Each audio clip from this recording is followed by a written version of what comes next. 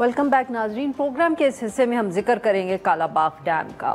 جب بھی سیلاب آتا ہے پاکستان میں تو یہ گفتگو شروع ہو جاتی ہے کہ پاکستان میں کتنے کم ڈیمز ہیں, ہمیں زیادہ ڈیمز کی ضرورت ہے, اور پھر کہیں نہ کہیں سے آواز آتی ہے کالا باغ ڈیم کی. تو کالا باغ ڈیم کی آواز اس مرتبہ ہم نے سنی خیبر پختونخوا سے. خیبر پختونخوا کے چیف منسٹر علی امین گنڈاپور صاحب نے ہم کہہ سکتے ہیں آؤٹ آف دا بلو, جس کو انگریزی میں کہتے ہیں, ایک سٹیٹمنٹ دے دی, بیان دے دیا, جس میں انہوں نے کہا کہ کالا باغ ڈیم بننا چاہیے.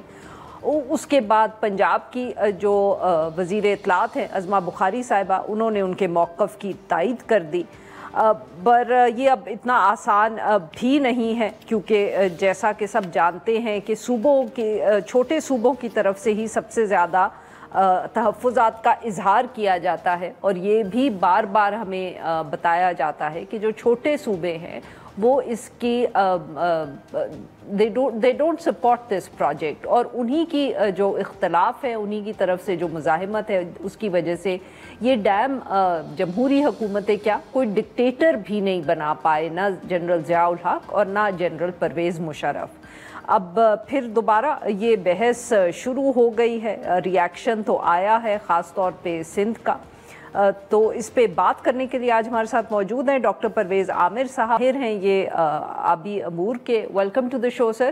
جی ڈاکٹر صاحب, یہ بات ذرا سمجھائیے گا کہ یہ جو کالا باغ ڈیم تھا, یہ پلان تو اس زمانے میں ہوا تھا جب سب کا یہ خیال تھا کہ بجلی بنانے کا سب سے جو اچھا طریقہ یا سستا طریقہ ہے وہ ڈیمز بنانا ہے تاکہ ہائیڈرو پاور ہو.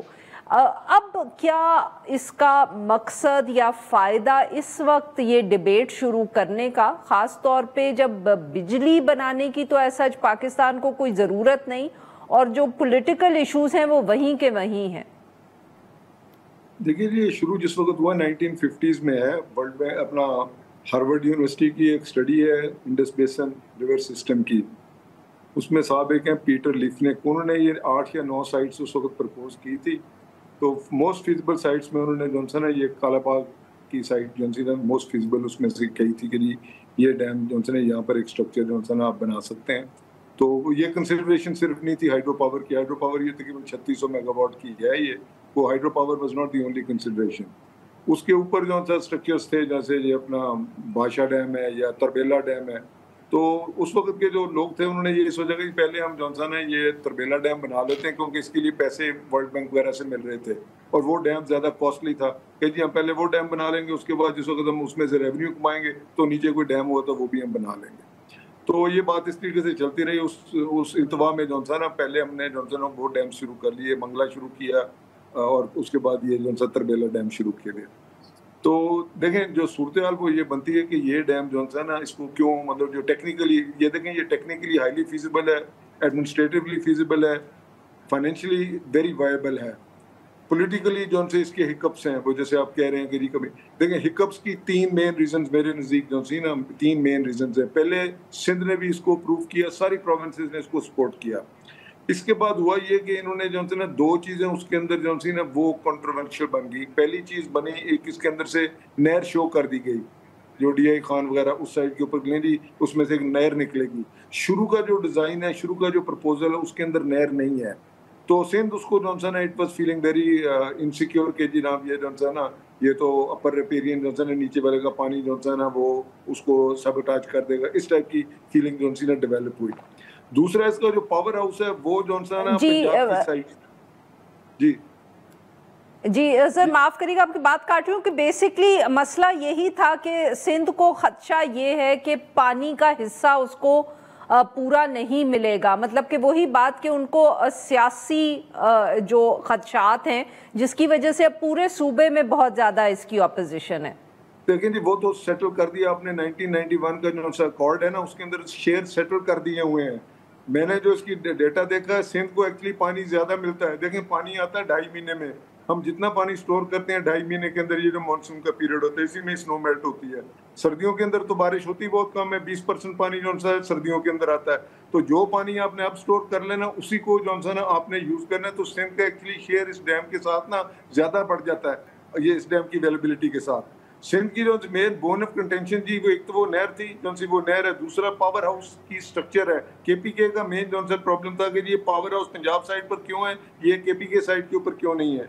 तो मैं इसमें यहाँ एक कह दूं कि एक जफर जमाली साहब ने एक दफा 2018 के अंदर जॉनसन है एक बात को अपनी फौदगी से पहले जॉनसन ने कहा जी मैं अपने दिल से वजन जॉनसन वो उतारना चाहता हूँ, I am going to leave this world very soon, लेकिन मैं इस बात को जॉनसन अब पब्लिक तक लाना चाहता हूँ। उन्होंने क्लोज मीटिंग में अब तक 4-5 लोग थे उसमें, जो सुप्रीम कोर्ट में 2018 में जो सी मीटिंग हुई, उन्होंने कहा जी मुझे इन्होंने टास्क दिया था अपना क्या कहते हैं ज़ियाद साहब का उन्होंने नाम लिया या इनका अपना मुशर्रफ साहब का कि जी आप जॉनसन इसमें फैसिलिटेट करवाएं।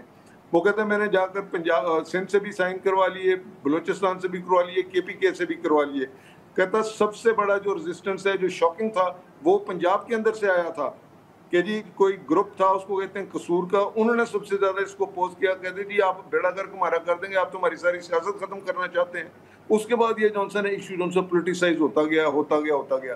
देखिए नेशंस जौन सी है ना वो पॉलिटिक्स के ऊपर जौन सी डैम्स नहीं बनाती, Nations make dams based on future generations के बेनिफिट्स के लिए बनाती हैं। तो ये मैं नहीं इसको, अगर आप एक मिनट के लिए मेरी सुन लीजिए, अगर फर्ज करें आप यहाँ, आई एम नॉट सेइंग काला बाग, कोई स्ट्रक्चर आप अटक के नीचे नहीं बनाते।